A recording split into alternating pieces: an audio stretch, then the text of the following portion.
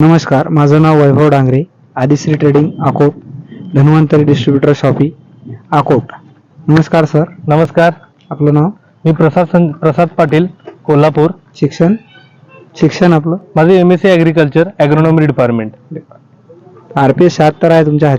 हो, RPS 76 आहे. याच्याबद्दल माहिती सांगा आम्हाला. ओके. RPS 76 हे 2013 पासून Dhanvantari distributors private limited company ह्या कंपनीचं हे प्रोडक्ट आहे. 2013 पासून मार्केटमध्ये आहे.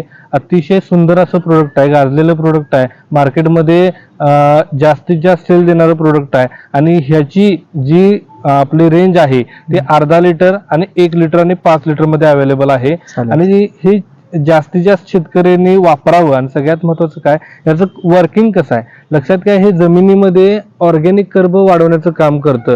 जेव्हा तुम्ही एखादं झाड जमिनीमध्ये एखादं रोप लावताय त्या ठिकाणी जर का ह्याची आळवणी घेतली तर ह्याच्यामध्ये पांढऱ्या मुळींची संख्या वाढली जाते.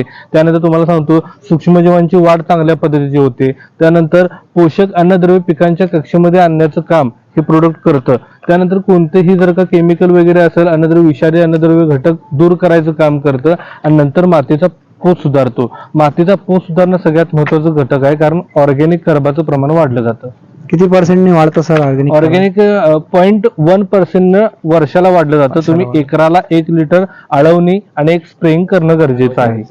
आळवणी किती करायची? आळवणी एका एकराला 1 लिटर ड्रिप न पाण्यानं सोडून दिला तर चालेल.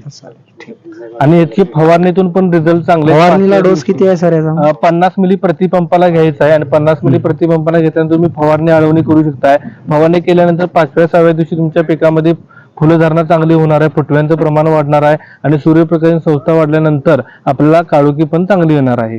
धन्यवाद सर.